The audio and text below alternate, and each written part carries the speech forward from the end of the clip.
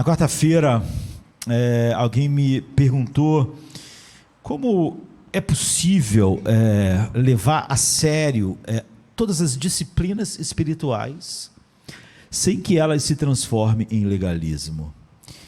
E essa é uma pergunta crucial para nós, porque todas as disciplinas espirituais podem ser legalismo, não é? Sem exceção. E muitas das vezes você vê as pessoas dizendo que determinada pregação está correta porque aquela pessoa não prega nenhum uso e costume. As pessoas não entendem. Qualquer justiça que não venha apenas do Evangelho é legalismo. Não é? Quando Paulo disse que ele considera todas as coisas esterco para que ele possa ter Cristo e conhecê-lo e ter a justiça, não a que vem da lei, ele não está falando sobre o que os homens inventaram. Ele está falando sobre a lei de Deus. Porque qualquer justiça que fluísse da lei e não do Evangelho, da cruz, é legalismo. Então é óbvio que todas as disciplinas espirituais podem, de fato, ser só uma expressão de legalismo. Mas, ao mesmo tempo, elas são cruciais para nós. Não é? O crescimento é uma expressão normal da vida e não há crescimento sem os meios que Deus determinou nessas disciplinas. Então, como? Então, o que a gente pensa em plantas, pessoas, a gente espera que elas cresçam até que elas alcancem a maturidade. Não é? E quando algo ou alguém não se desenvolve, nós sabemos que alguma coisa está errada, não é? Em todos os aspectos da vida. Então, desenvolver-se também é a expressão normal da vida cristã. E os escritores do Novo Testamento pressupõem o crescimento e nos estimulam a buscá-lo. E é aí que estão as disciplinas espirituais, e é aí que em cada passo realmente há o perigo de, se eu não souber como essas disciplinas não se transformam em legalismo, eu realmente não crescer. Quanto mais eu supostamente tenho disciplinas espirituais, mais eu me afasto do propósito, do crescimento, não é?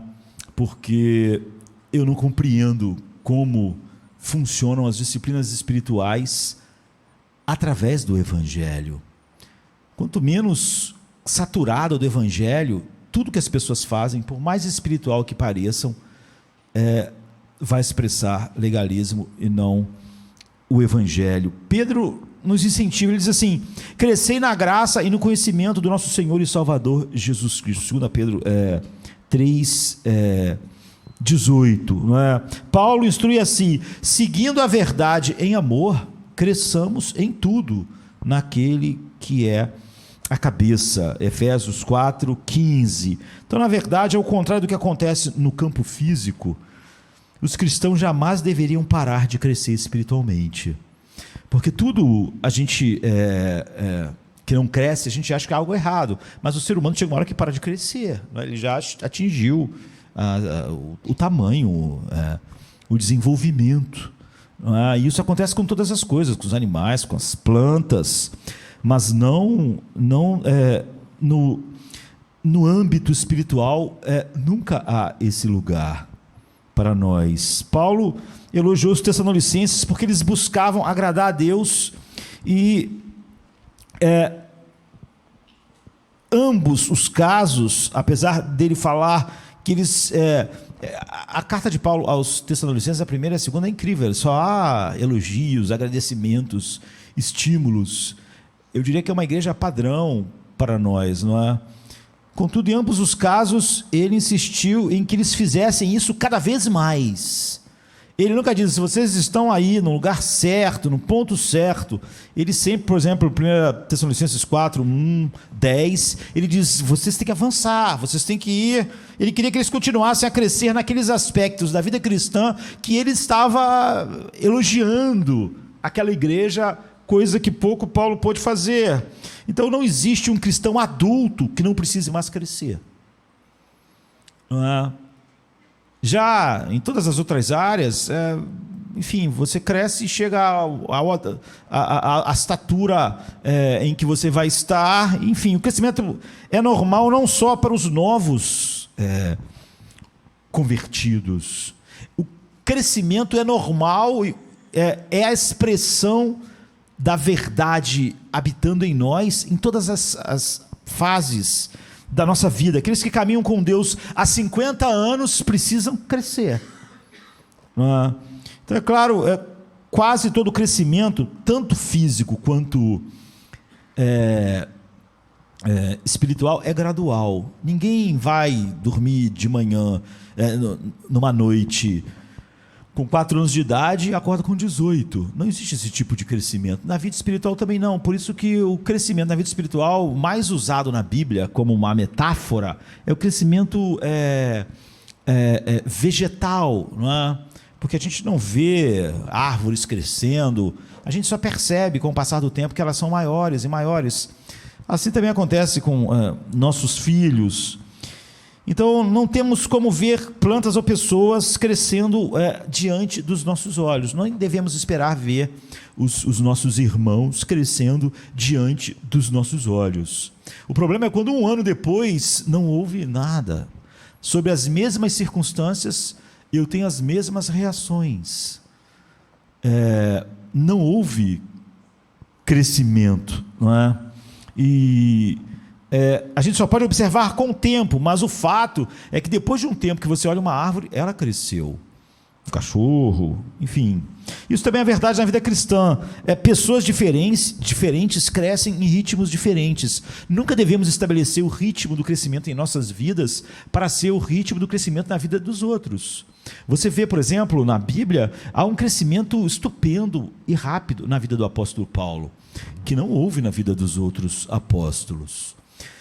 Paulo não devia estabelecer o tempo em que ele cresceu como um padrão, não é?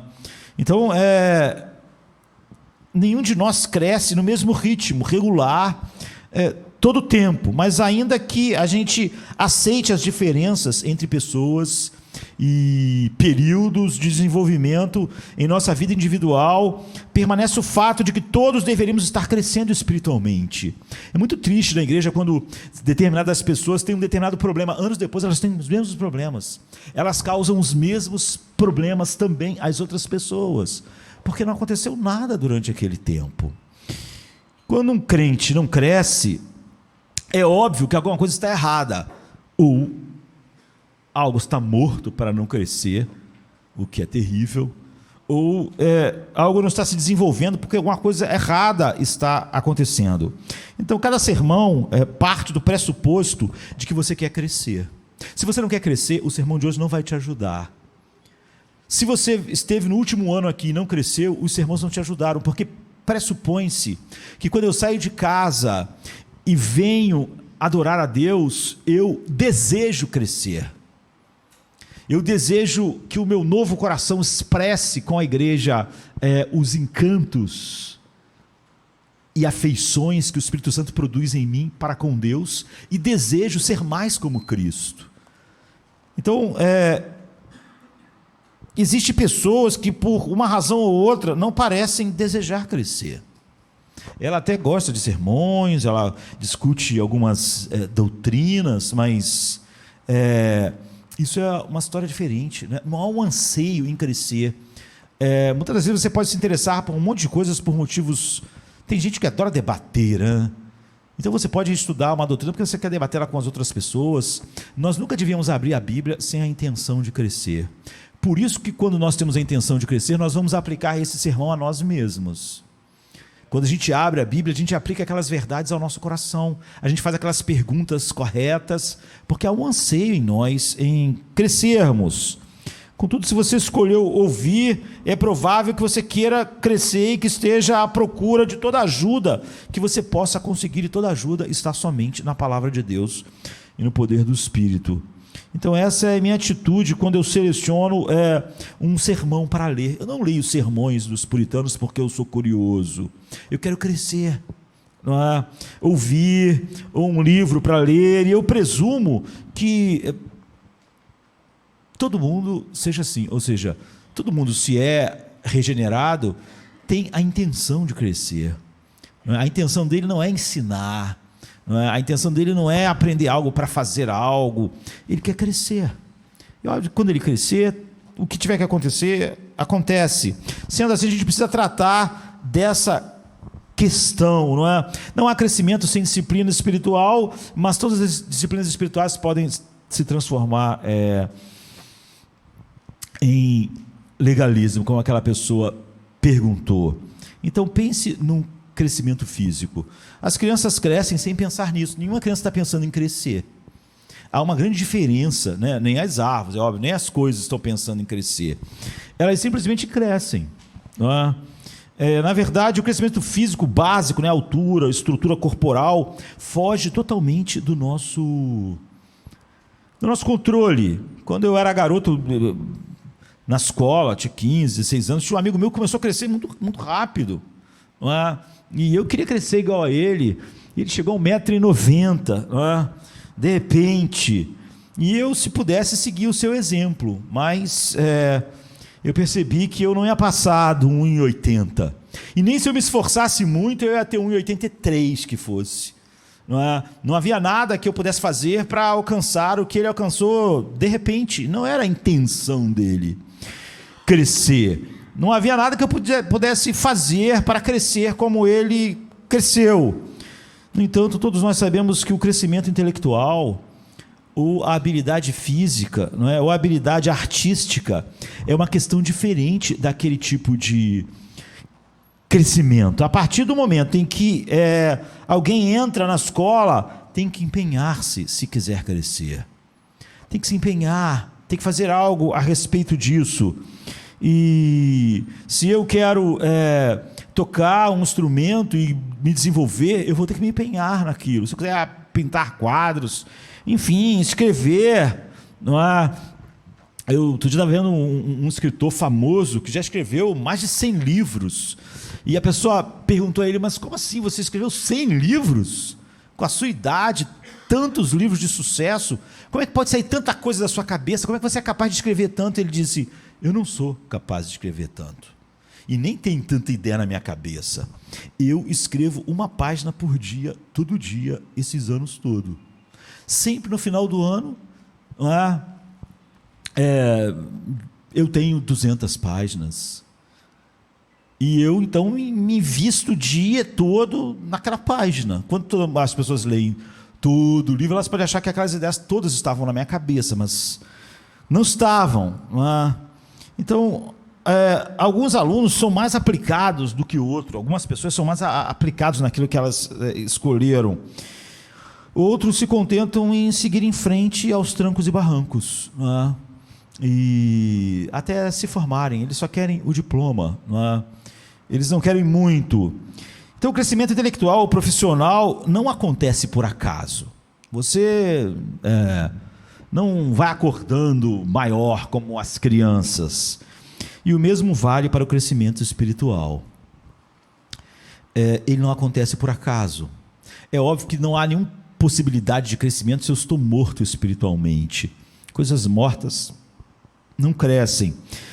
Mas, na verdade, não acontece nem por osmose espiritual. E as pessoas acreditam que o crescimento pode acontecer assim. Ou seja, pelo simples fato de você estar junto com outros cristãos, não faz você crescer. Se você pudesse andar com Paulo como Demas, você podia acabar como Demas. Amou o presente mundo e perdeu-se. Porque você não pode ficar perto de Paulo e crescer só por causa disso. Não é? Você não pode andar com Jonathan Edwards e se tornar um cristão mais maduro só porque está perto dele. Como você não pode crescer nesta noite só porque você está num culto. E não acontece assim o crescimento espiritual. Então, Demas está perto de Paulo, ou Judas está perto de Jesus, enfim, ou os apóstolos. O crescimento espiritual acontece em consequência de um esforço intencional adequado, dirigido pelo Evangelho. Quando ele não é dirigido pelo Evangelho, ele é legalismo. E é por isso que, se o Evangelho não é claramente entendido e continuamente pregado, tudo que as pessoas fazem, pode pensar em qualquer disciplina espiritual, oração, leitura da palavra de Deus, estar no culto, orar mais e mais tempo, ler mais a Bíblia, fazer mais e pregar mais o Evangelho. pode ser só legalismo mesmo. Por isso que o evangelho é essencial, e quanto mais ele não é conhecido nos nossos dias, tanto mais você vê quão terrível são todas as atividades de igrejas ou supostamente espirituais, porque todas elas, ainda que não estejam inventando nenhum uso e costume, não passa de legalismo, não é? Então a palavra intencional sugere uma busca diligente e você tem um objetivo claro, adequado, indica que devemos usar os meios de crescimento. E esses meios de crescimento é onde a disciplina espiritual está. São os meios de crescimento dados por Deus, não criamos nenhum. A nós, tão somente pela Bíblia, tão somente saturados do Evangelho.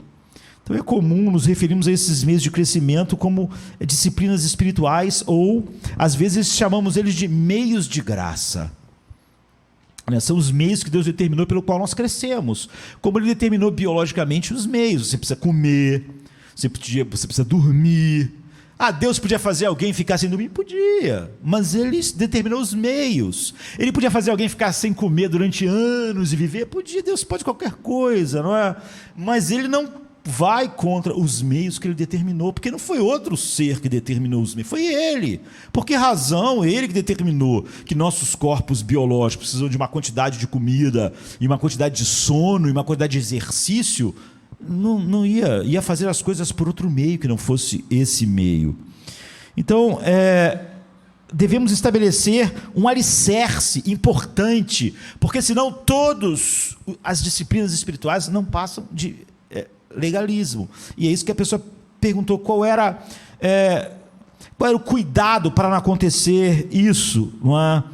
E há 150 anos atrás, Archibald Alexander, que foi o primeiro presidente do Seminário Teológico de Princeton, ele nasceu em 1772, né? Ele escreveu algumas considerações a respeito dos obstáculos ao crescimento espiritual, e o primeiro que ele relacionou foi uma deficiência em nossa crença na liberalidade da graça divina.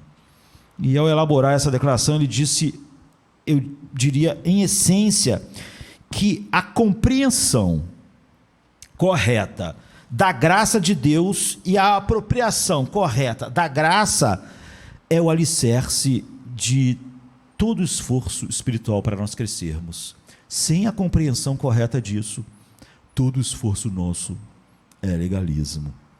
Então, o que é graça? Não é, para eu ser bem, para a pessoa que perguntou, ser bem... começar exatamente do princípio. Como a graça é fundamental para o nosso crescimento cristão, é importante que a gente tenha uma correta compreensão. E as palavras, muitas das vezes, elas começam a se deteriorar e as pessoas começam a ter ideias estranhas a respeito da palavra, porque elas mesmas começam a definir a palavra. E muitas das vezes, para muitas pessoas, graça é simplesmente o fato de Deus não se importar com o que ela faz, não é? Ele perdoa tudo, aceita ela incondicionalmente, e para ela isso é graça. A graça é só isso. É óbvio que isso é o oposto daquilo que pode fazer você crescer espiritualmente. Não é? Então, há muitos equívocos quanto à natureza, não é? E, principalmente, infelizmente, também no meio reformado. Então, talvez a concepção de graça mais equivocada seja apresentada numa declaração que eu vi alguém falando sobre a graça, não é? Sobre supostamente as doutrinas da graça, e a definição foi assim: graça é a ideia de que somos amados e aceitos por Deus do jeito que somos, e que não temos de fazer nada para merecer a aprovação do Senhor, pois Ele simplesmente está à nossa disposição. Então, simples assim, não é? Nesse sentido, Deus parece, na verdade, realmente com aquele proverbial velhinho, aquele vovô que não se importa. Ele está sempre pronto a nos dar um abraço, a deixar tudo para lá, e independentemente do comportamento, do caráter, parece ser um entendimento típico que a maioria das pessoas tem da graça de Deus. Eu sou assim, mas Deus a graça de Deus a graça de Deus é só a indulgência, não é? Então, mas como você cresce na graça? Se a graça de Deus é só uma indulgência, Como eu posso crescer na graça? O apóstolo Pedro diz para você crescer na graça. É óbvio que essa ideia de graça não cabe na ideia de crescimento.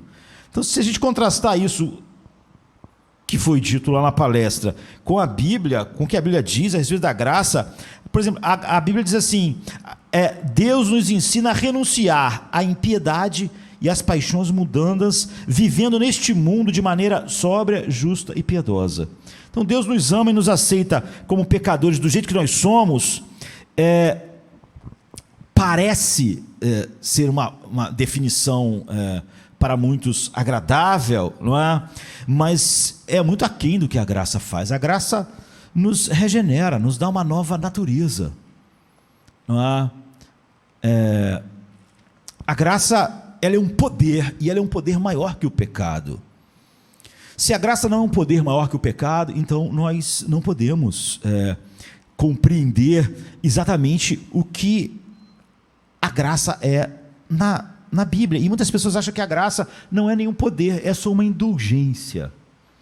Então, onde o pecado abundou, superabundar a graça não é um poder maior que o pecado que opera, tão somente pelos méritos de Cristo, pelo que Ele comprou, aquilo que Deus intentou para nós.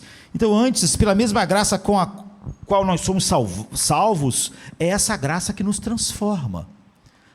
Isso já mostra como a graça é algo totalmente diferente. A declaração de que não temos de fazer nada para merecer a aprovação do Senhor, pois Ele simplesmente está à nossa posição, à nossa disposição, não é verdadeira. A aprovação de Deus precisa sim ser conquistada, mas o Evangelho nos diz que essa aprovação foi conquistada por Cristo. Mas você já vê que a graça não é indulgência. Se a graça custa a vida do Filho de Deus, o seu sangue, você já começa a ver que não é simplesmente indulgência, não se importar de Deus. O Evangelho nos diz que essa aprovação foi alcançada por nós, por Jesus Cristo, em sua vida sem pecado, em sua morte, que levou o pecado sobre si mesmo e nos deu o dom do seu Espírito, e nos deu uma nova natureza. É verdade que nós não temos que conquistar o favor de Deus. Na verdade, não é que nós não temos que conquistar, nós não podemos conquistar. Não é? Fica parecendo que a gente não deve conquistar, porque isso seria errado. Ninguém pode conquistar o favor de Deus. Nós só podemos conquistar, ou seja, ter mais da ira de Deus. Não podemos conquistar. Mas seu favor nos alcança sem que a gente mereça, porque Jesus pagou por ele em nosso lugar. Toda a bênção espiritual na nossa vida foi paga com o sangue de Deus, como nosso substituto. E quanto à definição tradicional de graça como favor imerecido, embora não esteja errada, é insatisfatória. Porque aqui está uma definição que creio que vai captar melhor o sentido bíblico. Graça é o favor de Deus, soberano e merecido, por meio de Cristo, para com pessoas que merecem a sua ira e a sua condenação. Então há dois elementos dessa definição que estão ausentes naquela definição, mais curta. Primeiro é a constatação de que, na verdade, nós merecemos o desfavor de Deus pelo pecado, que Ele nos perdoa e nos justifica pelo sangue de Cristo. Ou, para colocar da forma mais categórica, em termos bíblicos, nós merecemos a maldição, como está em Gálatas 3, verso 10. O segundo elemento acrescentado à expressão é por meio de Cristo. A graça é um poder que, através de Cristo, opera as coisas em nós. Ele diz que sem Ele nós não podemos fazer nada, mas nele nós daremos muitos frutos. A graça, então, você vê, não é só indulgência. Então, por intermédio, em decorrência da sua morte na cruz, não recebemos a maldição, mas recebemos toda sorte de bênçãos espirituais. Não é só que a gente não mereceu, não recebeu aquilo que merecíamos, e aí ficamos aí, nesse lugar. Nós recebemos algo, Não recebemos o que merecíamos, que era a maldição, mas recebemos a bem-aventurança, né? Recebemos toda sorte de bênçãos espirituais. Então, como Paulo pregou aos Gálatas, escreveu aos Gálatas, no capítulo 3, verso 13, Cristo nos resgatou da maldição da lei, tornando-se maldição em nosso lugar. E é por meio de Cristo, em virtude da sua obediência perfeita e toda a vontade de Deus, que nós recebemos cada bênção espiritual que nós não merecemos. Cristo suportou nossa maldição, não só para que a gente não tivesse maldição, mas para que a gente tivesse a virtude do seu poder. E é isso que as pessoas que simplesmente dizem assim, Cristo morreu por esse pecado, por aquele pecado. Então, o que elas estão dizendo é que o Evangelho é só algo que não deixa a maldição chegar a nós, mas não faz mais nada, deixa o homem sem recursos, desespero final, tiro na cabeça, não tem nada. Ele não está ligado à videira. Não tem essa de minha alegria, minha paz vos dou. Não tem, para essas pessoas não tem. Eles param o Evangelho no fato de que a maldição foi tirada de nós, mas não foi botado nada no lugar. Eles despem o Evangelho de toda a sua glória. Porque o Evangelho fica só, eu não vou te mandar para o inferno. Então a discussão sempre é, essa pessoa não foi para o inferno, porque Jesus morre por isso. Jesus morreu, não só para que a maldição não estivesse em mim, mas para que a sua bênção, toda a sorte de bênçãos espirituais, todas, estivessem operando em mim, poderosamente, para que eu pudesse dizer, não eu, mas a graça de Deus em mim. A graça não é algo... Então a gente vê esse conceito de Cristo suportando nossa maldição e alcançando nossas bênçãos, não só suportando nossa maldição. Paulo diz assim em 2 Coríntios 5, 21, daquele que não tinha pecado, Deus fez um sacrifício pelo pecado em nosso favor, para que nele fôssemos feitos justiça de Deus. Nessa linguagem, um tanto difícil de compreender, Paulo estava dizendo que Deus imputou nosso pecado a Cristo e creditou a justiça dele a nós, ou parafraseando, Deus tratou Cristo como nós merecíamos ser tratados, a fim de que ele pudesse nos tratar como Cristo merece ser tratado, isto é, graça, nos dando tudo que ele dá, que ele daria liberalmente a quem tivesse debaixo de todo o seu agrado, como o seu Filho está. Portanto, a graça é o favor de Deus por nós, por meio de Cristo, mas o favor de Deus é muito mais do que uma disposição favorável. Eu não vou te condenar, eu tenho uma boa disposição para contigo, eu não vou...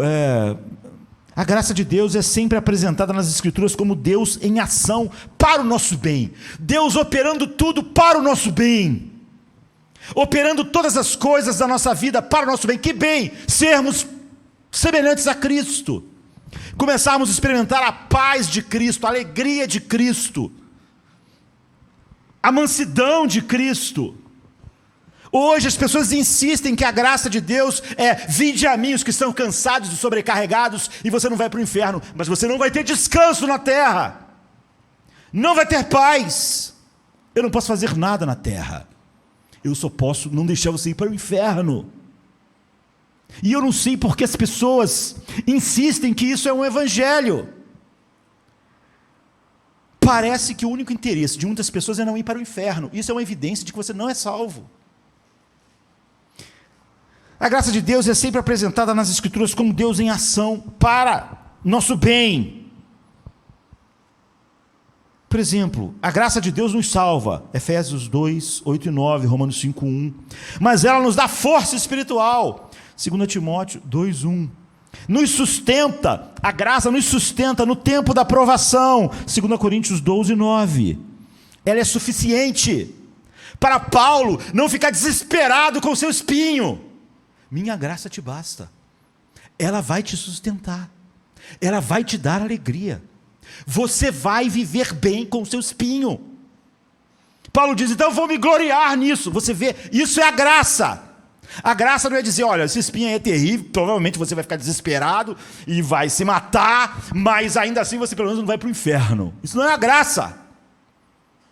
A graça é Deus dizendo, esse espinho não é páreo para a minha graça. Isso aí deixaria um homem doido, louco, sem paz, mas não vai acontecer contigo, porque a minha graça te basta, e você então vai poder se gloriar nas aflições, nas angústias, nas tribulações, nos maus tratos. E ele diz, então eu vou me gloriar mais ainda, porque quando eu vejo essas fraquezas, em vez de isso me esmagar, eu sou forte em Cristo, eu posso tudo naquele que me fortalece. Isso é a graça. A indulgência, você não vai para o inferno, essa pessoa não vai para o inferno, isso não é a graça, isso não é o evangelho. Podemos dizer que cada bênção, por exemplo, a graça nos prepara para um ministério, Romanos 12, 6. A gente pode dizer que cada bênção que nos sobrevém é uma expressão da graça de Deus. Nosso arrependimento, nossa contrição, nossa alegria, nossa paz. Não a usamos para a ausência delas em nossas vidas. A graça é boa porque eu não tenho paz, não tenho alegria, não tenho nada, não tenho nem deleite em Cristo, mas ela assim me salva. Isso não é a graça. A graça, ela não vem em substituição à falta dessas coisas. Ela é essas coisas da minha vida.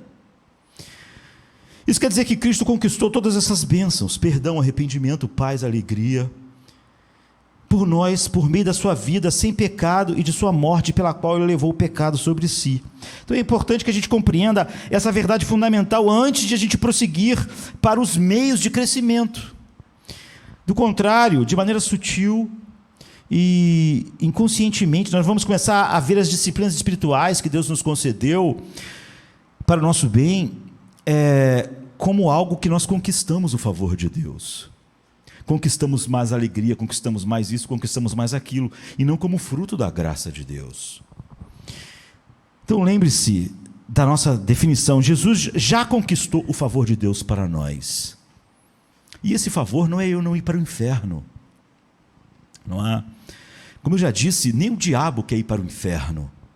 O ser humano, o diabo, os demônios, eles são cheios de amor próprio, eles não querem nada que seja ruim para eles. Isso não é nenhuma expressão de regeneração, não querer algo ruim para você. Isso é o que todo ser centrado em si mesmo sente: não quero nada ruim para a minha vida.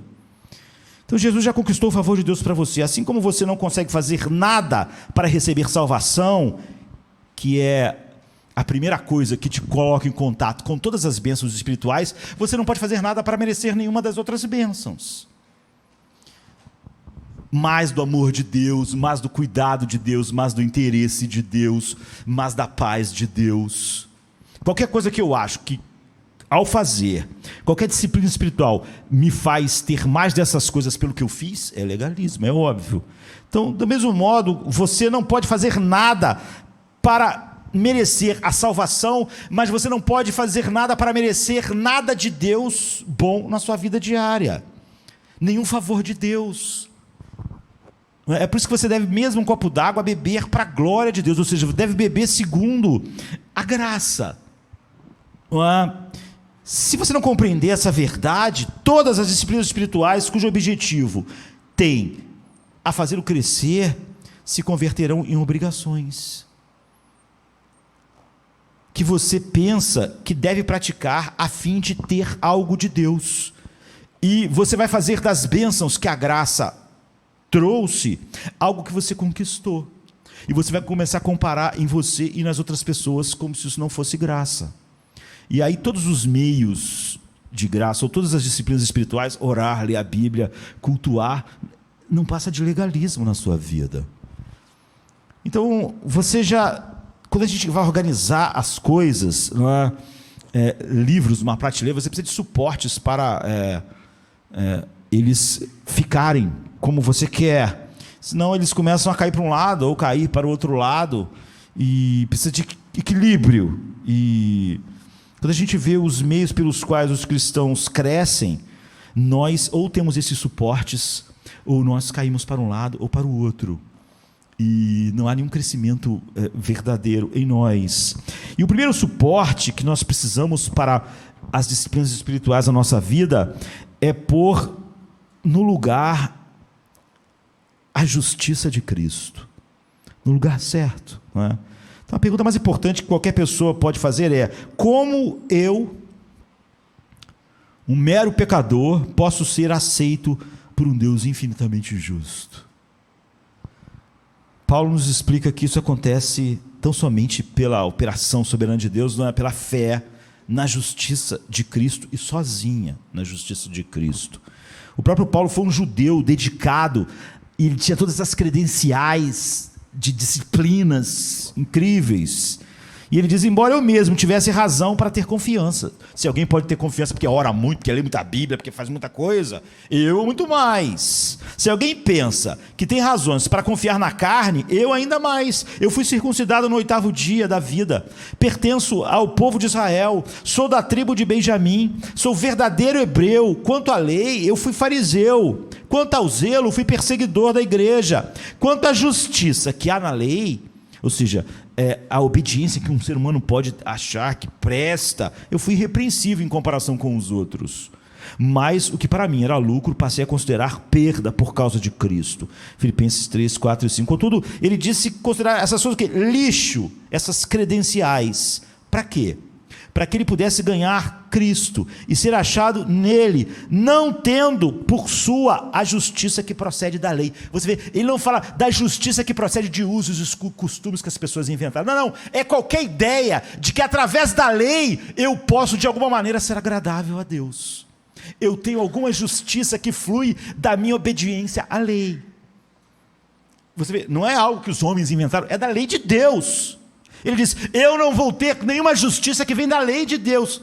Não é porque fosse possível, mas muitas pessoas acham que não é? E ele disse: eu acho tudo isso lixo, para que eu possa ganhar Cristo e ser achado nele, não tendo nenhuma justiça que procede da lei, mas somente a que procede pela fé em Cristo, a saber, a justiça que vem de Deus pela fé. Ou seja, só a justiça que vem de Deus pela fé em Cristo, mas nada. Qualquer coisa que não venha somente de Cristo, mas venha das minhas disciplinas, é legalismo, é óbvio. Não é? Paulo encontrou a aceitação divina não na sua obediência perfeita. Comparado aos outros, ele era impressionante. Mesmo depois que ele se tornou um apóstolo, comparado aos outros apóstolos, ele ainda é impressionante. Paulo, eu diria, ser a pessoa mais impressionante que eu conheci. O que ele está dizendo é que em nada essas coisas trouxeram a ele justiça nenhuma. Ou seja, Paulo está no lugar certo, não é? Por impressionante que fosse, Paulo diz: eu descanso na justiça de Cristo. Não acho que Deus me ama mais porque eu tenho um conhecimento maior do que outras pessoas. Não acho que Deus me ama mais porque eu oro mais, porque eu apanho.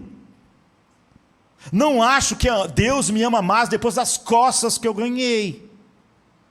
Não acho que Ele ouve mais minha oração porque eu corro muitos perigos de risco, perigos no mar. Não acho que Deus no outro dia me vê com olhos melhores por causa de alguma dessas coisas, mas somente por causa do que Cristo fez.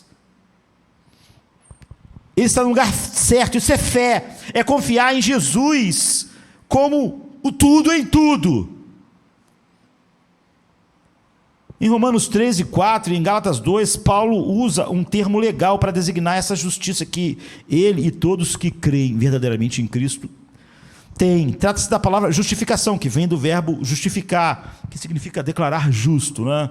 Tem outras palavras: quando confiamos, quando somos levados soberanamente, regenerados e levados a confiar em Cristo como nosso Salvador, Deus nos justifica e nos declara justos com base na obra perfeita de Cristo, e é acreditado a nós a justiça de Cristo.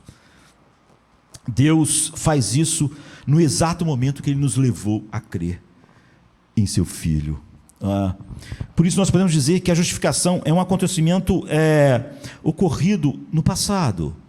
Mas você vê, muitas pessoas se baseiam em alguém não ter nada da graça mais, porque para elas é só isso que aconteceu. A maldição foi tirada, mas não acontece mais nada. A graça não faz nada.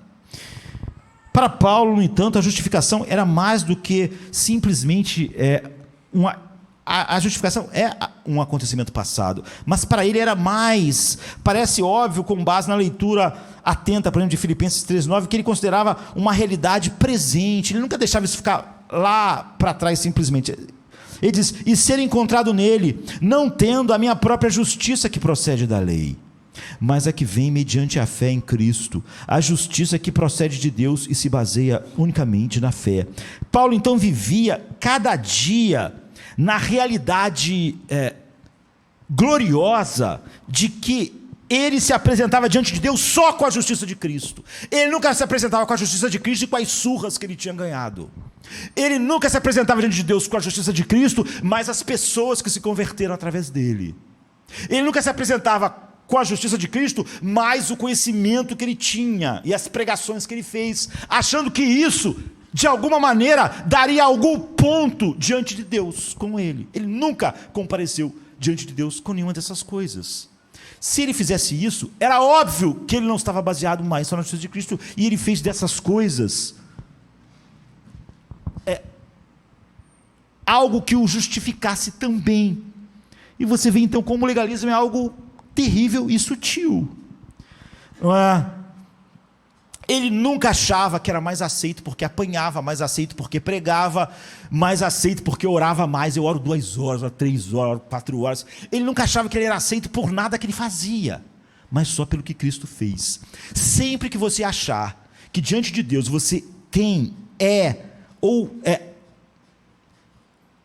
recebe mais por causa de algo que você fez, não importa o que você tenha feito, aquilo é legalismo. Se você e eu pretendemos ser bem-sucedidos em dispor na prateleira os volumes das disciplinas espirituais, orar, meditar na palavra de Deus, pregar o evangelho, adoração, ou nós colocamos Cristo no lugar certo, ou tudo isso será pecado.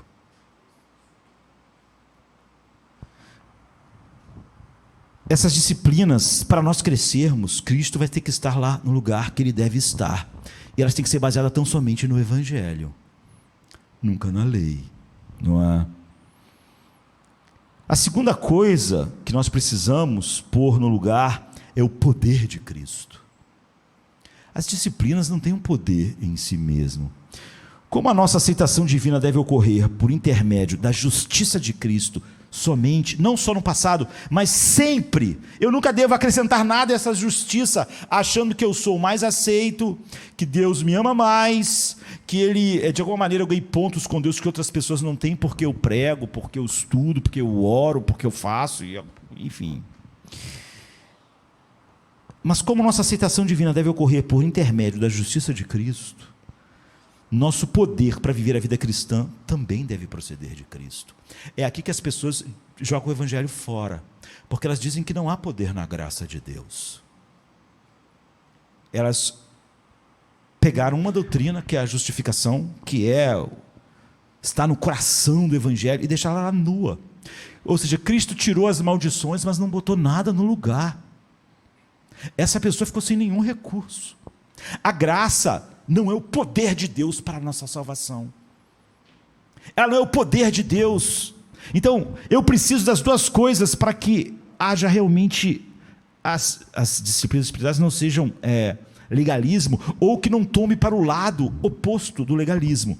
Eu preciso da justiça de Cristo no lugar certo, como Paulo, todo o tempo, e preciso do outro lado, do poder de Cristo, porque as duas coisas Ele realizou na cruz.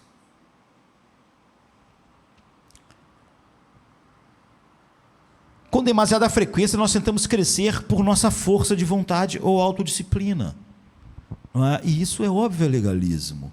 E nós achamos estranho quando estamos fazendo tanto, não estamos recebendo tanto, não está acontecendo tanto, porque nós queremos uma justiça que não vem. Nós começamos a contar a nossa obra com a obra de Cristo. Nós supomos que se a gente ler a Bíblia e orarmos o suficiente, nós vamos crescer.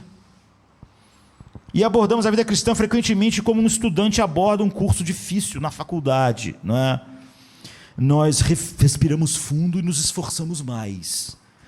Essa atitude presume que temos em nós a capacidade de crescer e nos tornar maduros, que é só uma capacidade que nós temos para desenvolver. Mas como Jesus indicou em João 15,5, nós não temos nenhuma habilidade para crescer, nem para dar fruto. Não é? Ele disse: sem mim nada podeis fazer.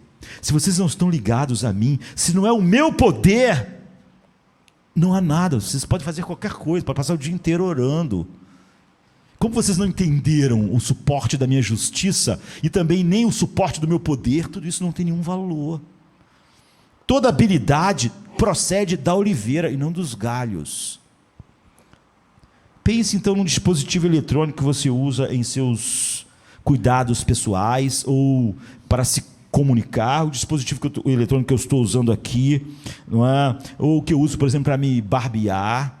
Enfim, é um aparelho, ele obriga em seu interior um motor ou um processador que faz com que ele cumpra o papel para o qual ele se destina, é me barbear ou fazer esse iPad funcionar, mas esse motor não tem nenhum poder por si mesmo.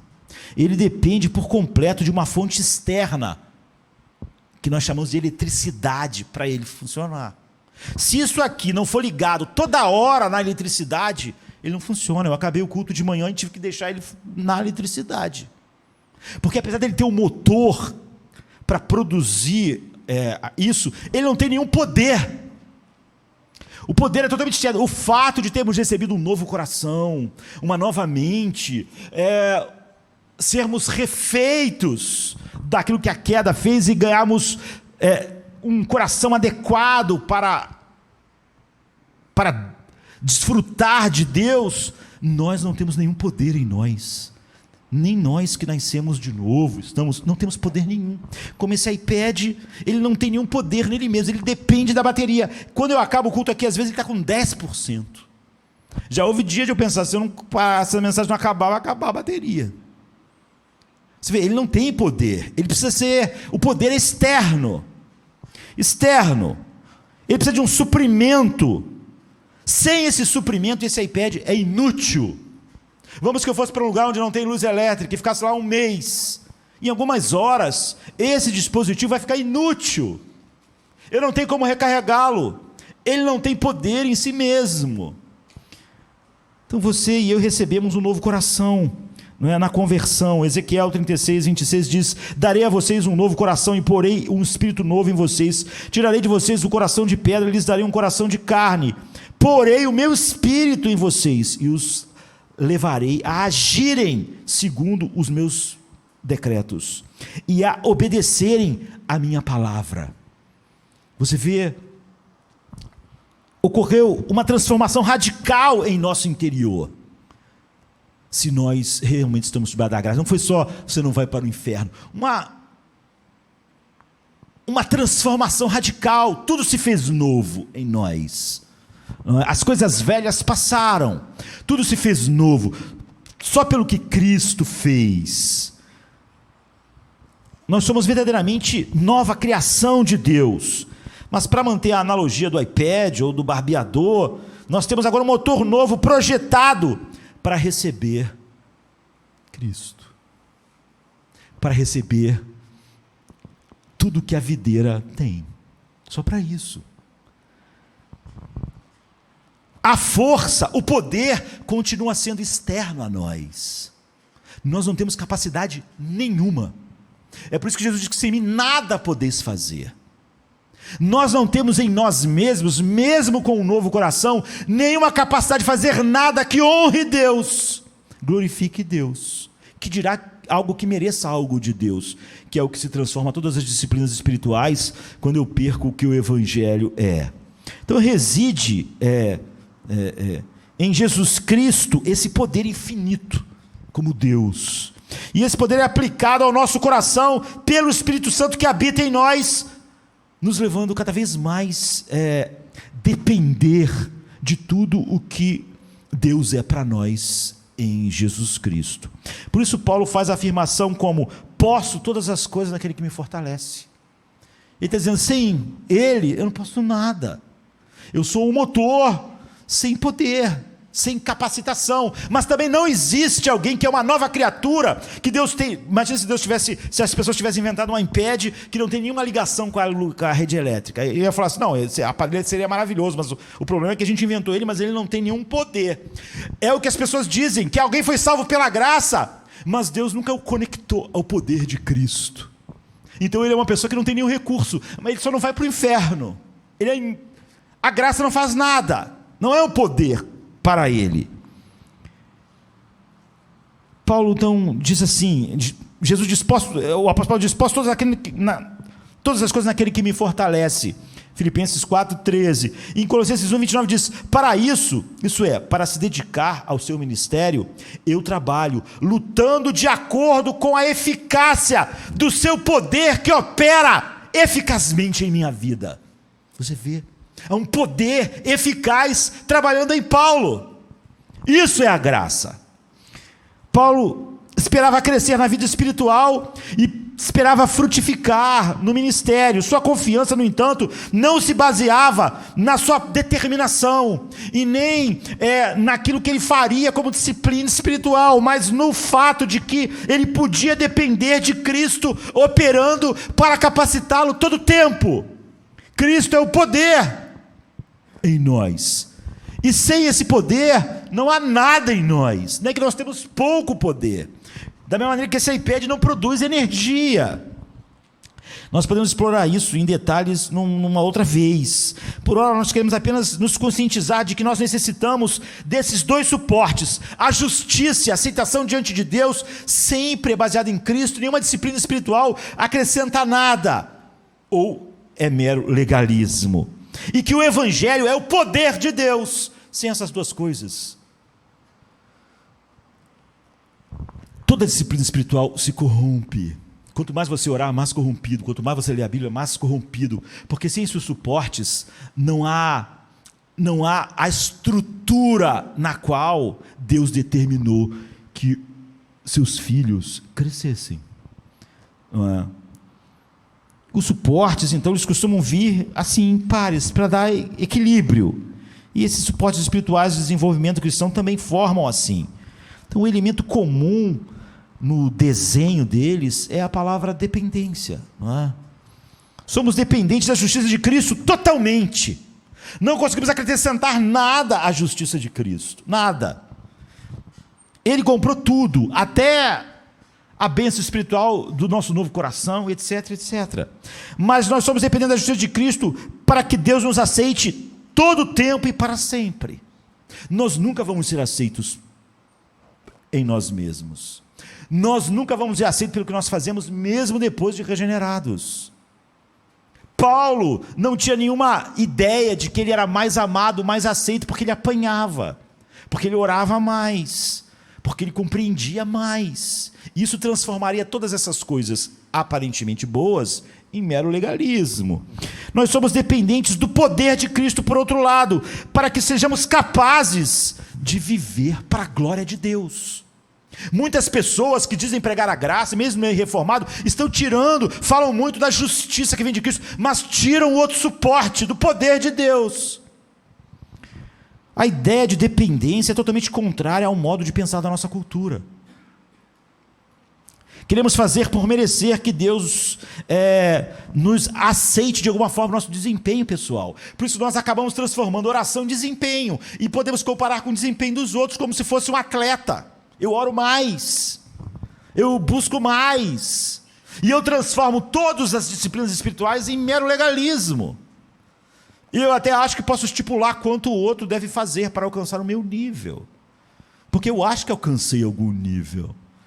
Então foi nos ensinado de várias maneiras que não existe almoço grátis, e você recebe aquilo pelo que paga. Para nós é difícil aceitar a ideia de alicerçar nossa posição em relação a Deus totalmente na justiça de Cristo, mas essa justiça que só vem dele e é por todo o tempo, como Paulo diz, não considero todas aquelas coisas estercos para que eu só tenha a justiça, não a que vem da lei, mas somente a que vem de Cristo. mas também eu tenho o suporte do poder, para que eu não faça disso, que é a justiça de Cristo, algo que simplesmente eu não vou para o inferno, mas não tenho nada que se pareça com Cristo, não é? Então, de igual modo, nos ensinaram a ser autossuficientes e a resgatar do nosso interior força, mas nós não temos nenhuma. Mas também algumas pessoas começaram a ensinar então que nós não temos força nenhuma, então nós vagamos com a maré. Mas não é isso que o Evangelho diz. Não é? Há o suporte do poder de Deus. A graça é o poder de Deus. Como ela é a mesma graça que me justifica, eu não posso ter uma coisa sem ter a outra.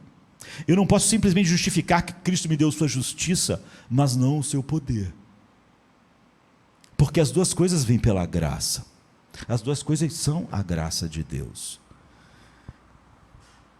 A ideia de procurar fora de nós mesmos o poder. Por que as pessoas estão sempre dizendo, não, mas você não entende os dramas da alma? Porque elas estão dizendo, não existe nenhum poder externo a mim. Eu só tenho essas... Era como se esse iPad me dissesse, você não entende porque que eu vou apagar daqui a pouco. Eu só tenho essa energiazinha. Eu vou dizer para ele, mas você tem eletricidade, eu vou botar você no cabo, você está ligado à fonte de eletricidade. O cristão, se ele está ligado em Cristo. A graça dele nos basta. Sem ele não podemos nada, mas nele eu posso todas as coisas naquele que me fortalece. Tire isso se você não tem evangelho, e qualquer disciplina espiritual vai realmente sair do que deve ser. Contudo, se nós quisermos experimentar algum sucesso em colocar na prateleira da nossa vida os vários livros do crescimento espiritual, nós temos que ter esses dois suportes para não cair para um lado nem cair para o outro. Temos de aprender a depender somente da justiça de Cristo. Mas se você só achar que graça é isso, você vai ser um homem igual a todos os seres humanos, escravos do pecado, sem poder. Só que você não vai para o inferno, você vai dizer que isso é o Evangelho. É por isso que você tem que ter outro suporte de livros, das disciplinas, que é o poder de Deus. Você então não acredita você, nem justiça, nem poder.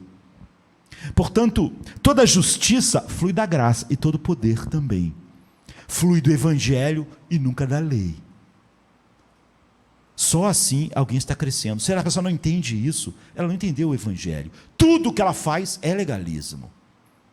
Se ela tira um dos suportes, não é? Ainda que ela mantenha o suporte da justiça de Cristo, como muitos gostam de fazer, ela vai viver uma vida como um homem não regenerado, porque não há outro suporte para suportar aquilo que Deus nos chamou para fazer, viver e nos expressar em tudo que Cristo é, em tudo que Ele é para nós. Ele é a nossa paz, nossa alegria, nosso sustento. Ele é a mão que nos firme. A graça será como os nossos dias, o poder será como nossos dias, e Ele será suficiente para qualquer coisa. Esse é o significado de viver pela graça.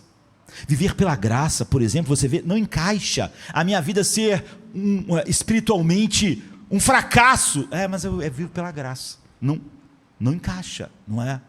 Com o que a graça é. Você não pode dizer que vive pela graça como desculpa para não crescer espiritualmente, para não ter o fruto do Espírito, que as pessoas insistem em dizer que um cristão pode existir sem o fruto do Espírito. O fruto do Espírito é paz, gozo, alegria, enfim. O homem está crescendo, mas o filho de Deus está crescendo nessas coisas inexoravelmente. Viver pela graça significa estar livre da obrigação de conquistar essas coisas, a bênção de Deus por meio da obediência ou da prática de disciplinas espirituais. Se confia em Cristo como seu Salvador, realmente você é amado e aceito por Deus pelos méritos de Cristo, mas também é abençoado com toda a sorte de bênçãos espirituais. Você é conectado à sua justiça, mas também é conectado ao seu poder, à sua vida. Nada do que você fizer fará com que Deus te ame mais ou menos. Deus ama estritamente por sua graça concedida a você, no amado. Como essa ênfase na graça irrestrita e soberana de Deus faz você se sentir? Parece um tanto assustador ouvir que nada do que você faz jamais levará Deus a abençoá-lo mais, a amá-lo mais. Você pensa, bem, se você alivia a pressão desse jeito e me diz que os meus esforços nunca renderão algo de Deus, eu receio que eu vou viver uma vida cristã sem nenhuma disciplina. Esse tipo de reação é sempre uma possibilidade, queridos. Aliás, se nosso conceito de graça não expõe a esse tipo, alguém querer deturpar o evangelho assim, é sinal de que nós não pregamos, na verdade, a graça de Deus. Não é? Paulo sofreu isso tipo o tempo todo. Então pecaremos mais para que a graça abunde. Está lá, em Romanos. Naquela época as pessoas já faziam isso. Você não deve diminuir a pregação do que a graça é, porque alguém pode usar ela diabolicamente. Creio que por termos medo dessa atitude, com frequência acontece a gente converter a doutrina da graça e misturarmos ela com o que não é a graça de Deus. O apóstolo Paulo reconheceu que a graça de Deus pode ser abusada ou mal compreendida, quando ele escreveu em Romanos 6:1, permaneceremos no pecado para que a graça se destaque. Então, pregador de outro século disse: a verdadeira pregação do evangelho da salvação só pela graça sempre conduz à possibilidade de essa acusação que foi feita contra Paulo ser feita. Não existe melhor teste para saber se um homem prega de verdade o evangelho da salvação da graça no Novo Testamento do que esse: o fato de que algumas pessoas podem entender errado e interpretar que tudo se resume ao seguinte: como a salvação é só pela graça, não importa nada de como eu vivo. Pode-se continuar pecando quanto quiser, e isso redundará em ainda mais glória à graça de Deus. Então a graça com a qual nós somos salvos é a mesma graça pela qual nós vivemos a vida cristã. Ela me conectou à justiça e ao poder, à justiça e à vida de Cristo que está sentado à destra de Deus. Não somos salvos pela graça e abençoados pelas obras em momento algum. Nós nunca voltamos para a lei, nunca oramos mais para recebermos algo de Deus. Paulo diz em Romanos 5:2, obtivemos acesso pela fé a essa graça, na qual estamos fracos, na qual vivemos como o mundo, na qual estamos firmes. É isso que a graça faz. Somos não apenas justificados pela graça por meio da fé, mas também nos mantemos firmes todos os dias. Pelo quê? Pela graça. E como a pregação da salvação pela graça está sujeita a mal entendido, também está o ensino quanto a viver pela graça. Muitas pessoas acham que viver pela graça é viver uma vida sem nada que mostre a novidade de vida, porque ele vive pela graça. Então a solução para o problema de entender mal a graça de Deus e dela abusar não é acrescentar alguma coisa à graça de Deus.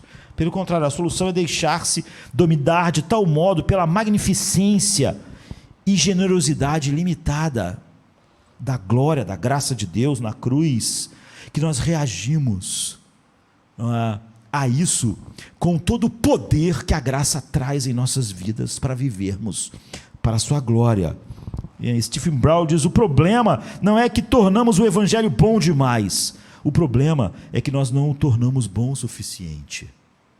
Quando as pessoas dizem assim: você não vai para o inferno, se você foi justificado, essa pessoa não está tornando o evangelho bom demais, ela está tornando o evangelho muito menor do que o evangelho é, e ela acha que de alguma maneira está exaltando a graça. Ou quando alguém acha que precisa de alguma coisa fora o evangelho para que você seja alguém em que essas disciplinas aconteçam, ela está diminuindo, não é? Com demasiada frequência, então, quando pensamos no crescimento cristão, nós diminuímos o evangelho e colocamos um pouco da lei lá. E nós, se pretendemos crescer, eu tenho que fazer alguma coisa.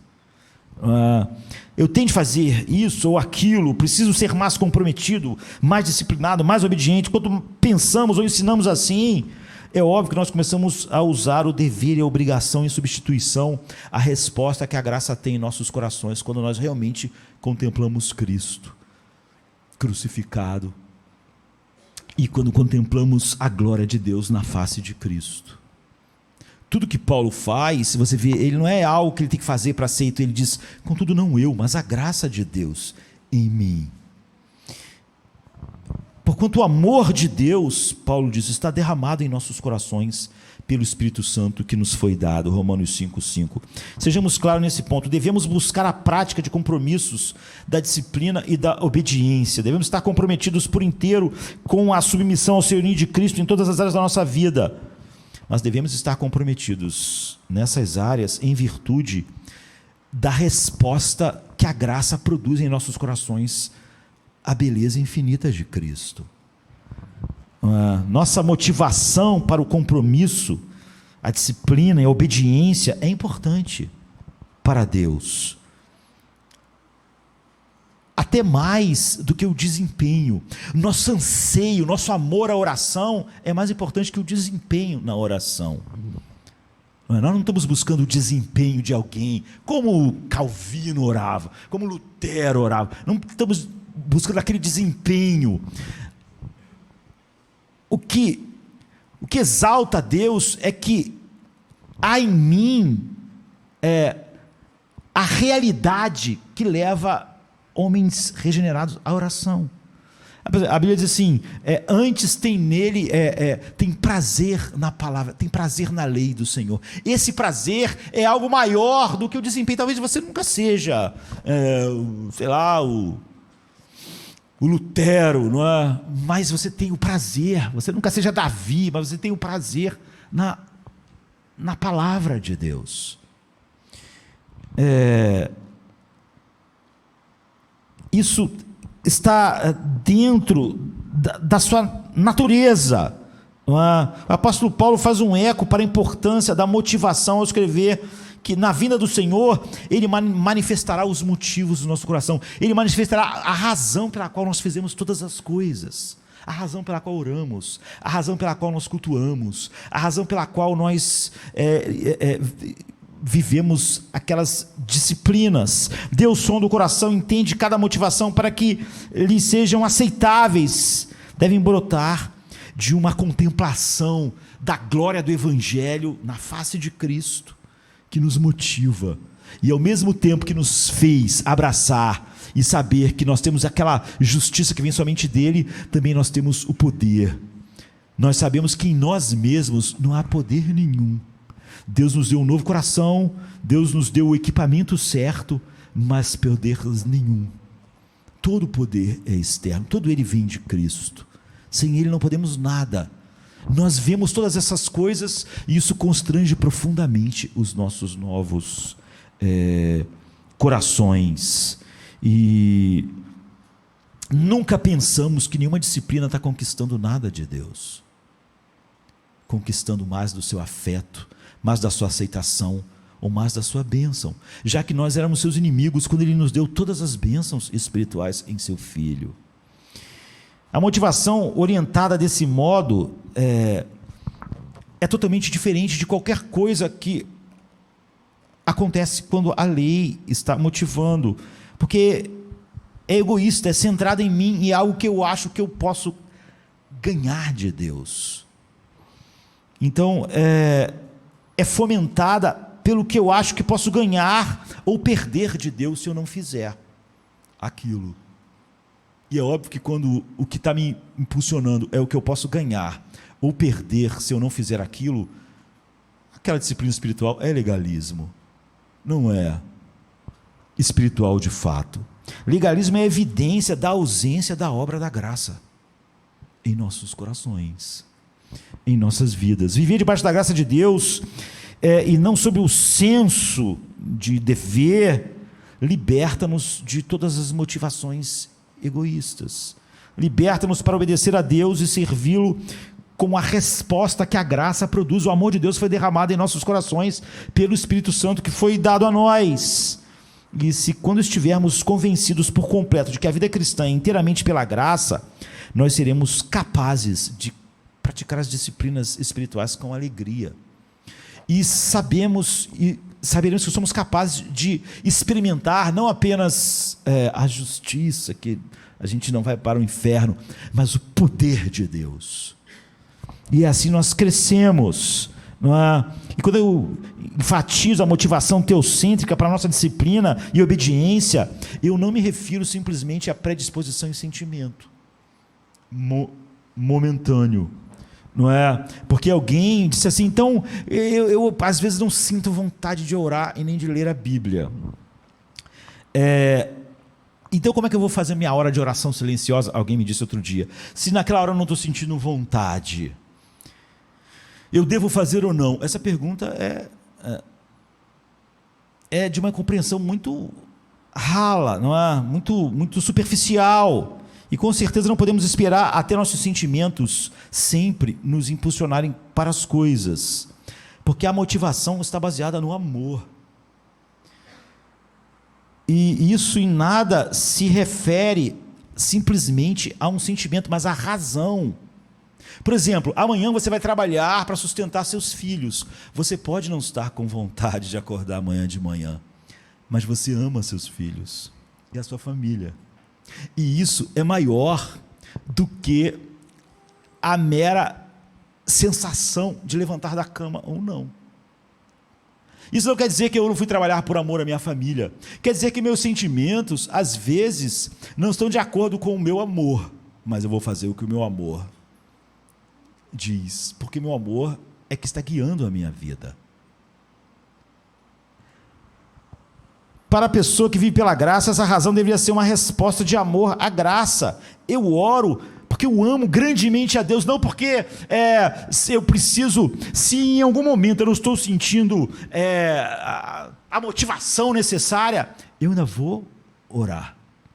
Isso não quer dizer que eu estou fazendo algo, eu estou fazendo algo porque, como eu posso não ter determinadas vontades às vezes, mas o amor que eu tenho por alguém faz eu fazer aquilo, o amor que domina o meu ser está muito além de todas as disposições que às vezes surge ou não em minha vida. Portanto, eu tenho que estar sempre guiado pelo amor da minha vida, pelo que é o centro da minha vida, naquilo no qual eu me deleito, mesmo que eu não tenha em determinados momentos vontade de fazer determinada coisa. As pessoas amam o dinheiro, mesmo quando ela não está com vontade de ir fazer algo, ela faz. Você vê, porque há algo que ela ama, que é maior do que uma indisposição. Se nós realmente somos dominados pelo amor de Deus, não quer dizer que nossos sentimentos sempre vão estar assim, vou orar, vou ler a Bíblia, mas esse amor me domina, Ele que me leva a fazer as coisas, Ele que me impulsiona. Eu tenho uma razão criada pelo amor que me faz, eu posso estar com muito sono, mas se minha esposa me diz que um filho meu está precisando ir para o hospital, está doente, eu não penso, então não, mas eu não estou com vontade de levantar da cama, então não adianta eu levar lá no hospital, eu levanto, mesmo meu corpo esteja dizendo, fique deitado. Por quê? Porque algo maior do que aquele mero sentimento que quer dormir mais um pouquinho, me impulsiona. O amor nos constrange, por amor de Cristo. O amor de Cristo nos constrange porque estamos convencidos de que um morreu por todos. Isso é algo final em nossos corações. Logo, todos morreram, e Ele morreu por todos, para que aqueles que vivem já não vivam mais para si mesmos, mas por aquele que por eles morreu e ressuscitou. Então há muita verdade espiritual nessa passagem que não podemos ver hoje, mas o ensinamento essencial é que o amor nos constrange e não vivemos para nós mesmos, mas para aquele que morreu por nós. A ideia aqui é o compromisso com o senhorio de Cristo em todas as áreas da nossa vida por causa do amor, e não por causa de cada sentimento que a gente sente, que é tão variável, não é? Nenhuma disciplina espiritual seria possível se eu dependesse exatamente de um impulso, um sentimento adequado, instante após instante, a meditar na palavra, ou a orar, ou a fazer alguma coisa. Quando eu tenho aqueles suportes, nos quais, se eu não tenho, tudo que eu fizer será mero legalismo, ou então antinomianismo, né? Simplesmente eu não quero ir para o inferno, mas se eu tenho o suporte da justiça de Cristo e do poder de Deus, eu tenho tudo para as disciplinas espirituais que fluem do amor que me constrange, mesmo quando o sentimento, momento após momento, não está me impulsionando. Eu sempre ouço a voz do amor da minha vida. que é o que faz, como eu disse, alguém levantar da cama com frio para comprar remédio para o filho. É óbvio que parte do meu corpo não queria sair no meio da friagem da madrugada, da cama quentinha, para comprar remédio. Mas eu vou. Não porque... não que aquilo não tenha valor. Tem, você vê, é o amor que vai fazer eu ir, eu fazer. Ainda que houvesse um sentimento de que a cama quentinha era melhor do que a nevasca. Mas o amor me põe na nevasca. Mesmo que houvesse algum sentimento em mim de que um lugar quentinho fosse melhor naquele instante. Eu não sou guiado por essas coisas, mas pelo amor que me constrange. No caso aí, eu estou falando de um filho, né? Aí na nevasca. Nesse caso, a fazer todas as coisas por Cristo. Mesmo que se levantem coisas que tentem provocar sentimentos que se opõem, nunca eles são maior do que o amor que me constrange. Esse amor verdadeiro está sempre dentro daqueles suportes da justiça de Cristo e do poder que é a graça de Deus. Assim, todas as minhas disciplinas espirituais fluem do Evangelho e elas nunca se tornam legalismo e, no entanto, são os meios que Deus determinou pelo qual seus filhos vão crescer em conhecimento, em intimidade com Ele, em paz, gozo, alegria, mansidão, ou seja, semelhança com Cristo. Só o Evangelho pode produzir isso. Mas o Evangelho não deixa de produzir isso em quem ele está operando. Nunca acredite em quem pregue o Evangelho sem aqueles suportes: a justiça de Cristo, graça pela graça somente, e o poder de Cristo. Porque só quem crê no Evangelho como ele é, somente pela graça, pode dizer: contudo, não eu, mas a graça de Deus em mim. Vamos ficar de pé, vamos orar.